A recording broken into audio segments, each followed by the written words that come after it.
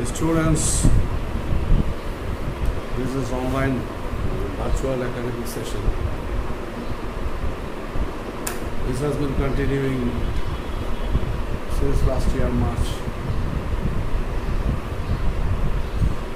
I don't pay that much interest as audience. I mean, you are not in front of me, but I am delivering my lecture, and exchange program is very near.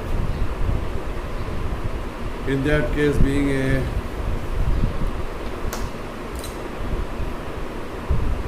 teacher long time, about 30 years, it's not reciprocal.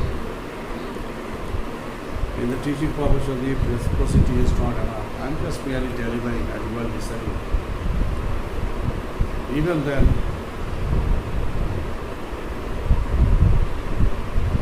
it's better that we are continuing the marriage.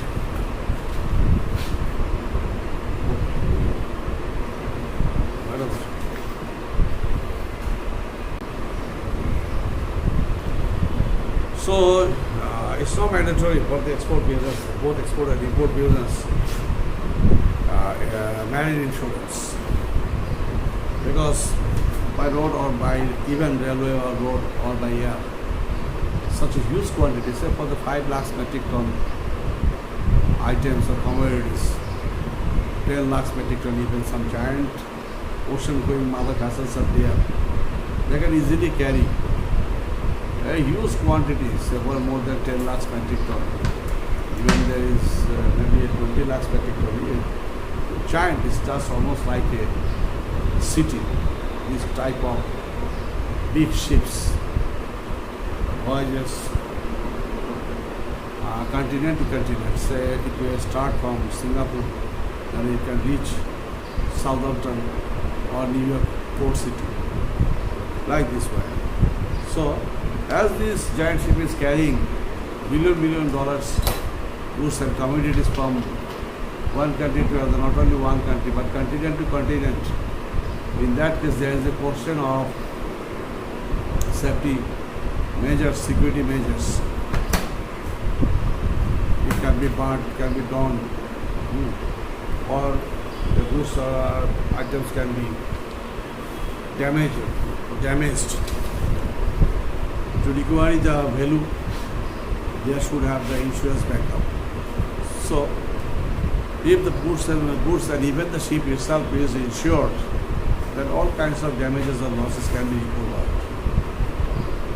So, marine insurance is the very topmost urgent thing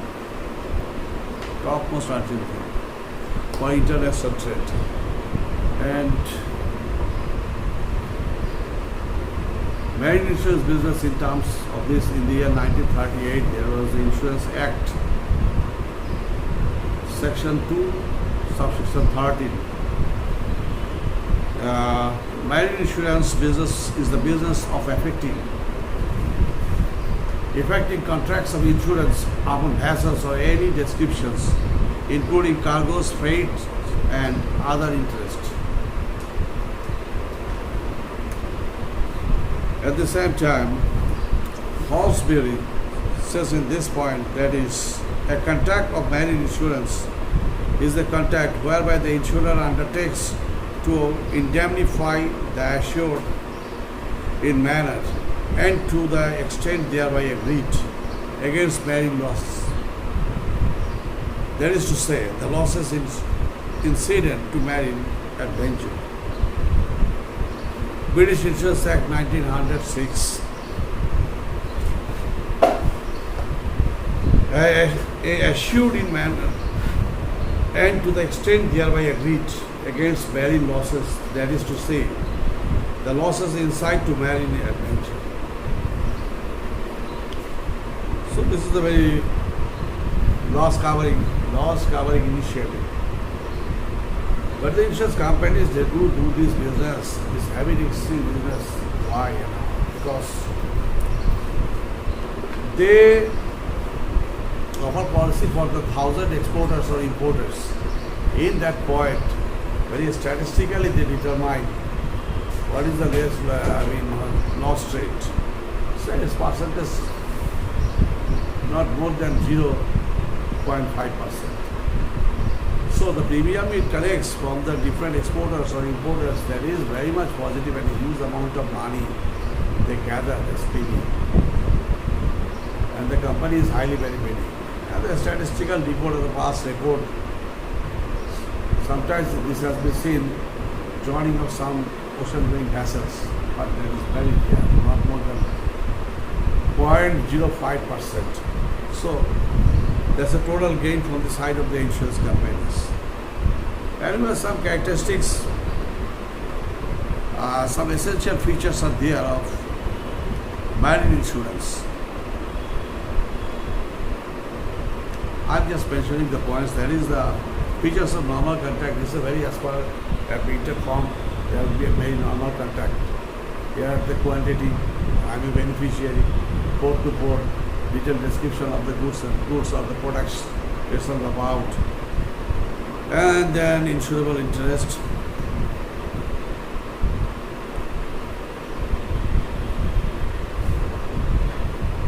Without insurable interest, no insurance agreement can be void. Valid. Then utmost good faith, obviously there should have utmost good faith from both sides. In this point, Lord Mansfield says, in his classical judgment in Charter versus Bowen, that is that the underwriter trusts to his insured representation and the process upon the confidence that he does not keep any material information. The keeping back of material facts is fraud, and therefore the policy is void. Then indemnity. Obviously, it should be a contract of indemnity. The policyholders are facing loss because of the drowning or the otherwise damages of his goods, exportable goods. Then obviously, the company will be liable to pay back the total damage amount. Proximate causes, marine insurance is there, then obviously first it has to find out the proximate causes. What is the reason of damage of a certain quantity of goods? Then subrogation.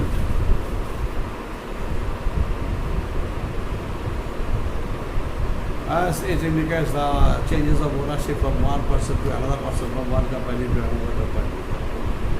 Then warranties, some warranties are obviously there. The basis of opening an insurance policy in favor of the exportable goods. Then assignment, say it may be assigned to another one to receive the goods on behalf of Mr. John. And then formal contract, it should be a formal contract. No informal matter is here justified or valid. It's formal contract, and there is a question of the payment of premium. And when policy is opened, then obviously there should have the legal papers and documents also. So all the things are very much formal in nature. Then another some conditions, important conditions, that is the date of voyage, when the ship will voyage, that they should be very specifically mentioned. Time of safety voyage, then manage sea caravans, and the caravans must here because so many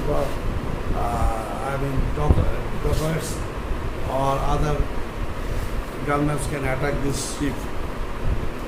In that case, there should have the protection, the security measures have to be taken by the security forces also. And legality of the insurance goods, issued goods, but if the company is exporting to the foreign country by a certain ship, that goods must be legal in nature. Illegal goods should not be shipped. Then, seaworthiness of the ship. The route should have the seaworthiness.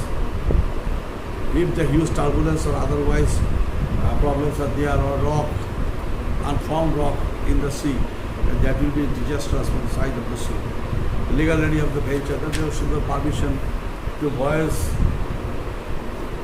of a certain ship to one position to another position, and that should have the legal permission.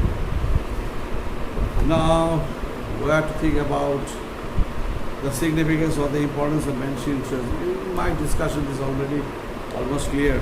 The importance, the protection against the financial losses. Obviously, to overcome the damages or financial losses of the goods which is going to be exported, they should have the legal coverage to overcome the financial losses. That is the insurance policy.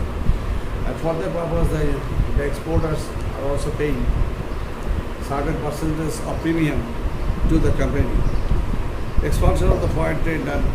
This insurance policy ensures the safety measures in favor of the exporter so that the goods going to be shipped, that should be ensured.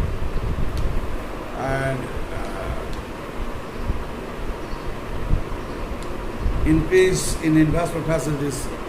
And the insurance companies are getting a huge amount of premium, and this premium amount is huge. So these companies may also further invest into the other banks and financial institutions for more benefit. Increase in business efficiency. Yes, and I am secure my goods are shipped, and that will be in the secure manner will reach to the New York or Southampton. So no problem. I can do the business smoothly, the right way.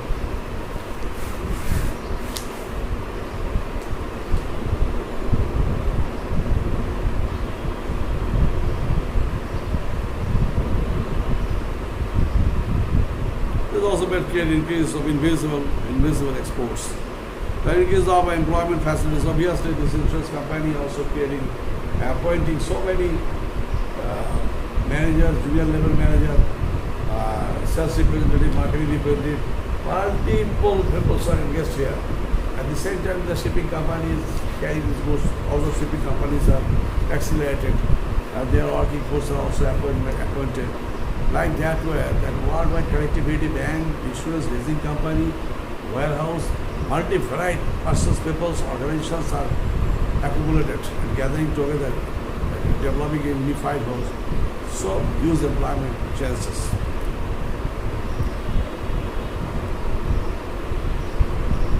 Minimization of losses.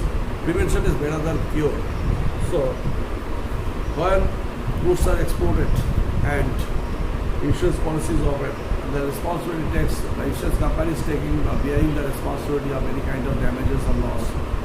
In that point, both the exporters are secured, the shipping lines are also secured, and the insurance companies are also earning huge amount of money.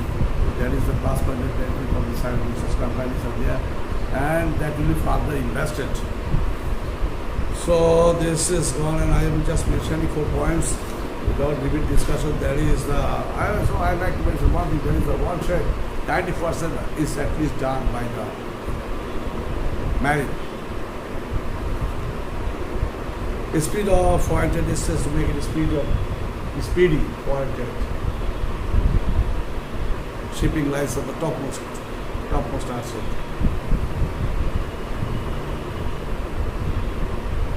Invisible export I discussed earlier, minimizing losses, that also we discussed.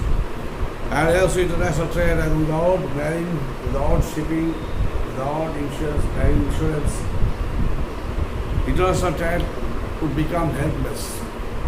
To mitigate these challenges, multiple problems, damages, losses, insurance companies are there, they are taking responsibility. So no problem, no tension. Thank you very much, dear students. So you need to carry on your practices.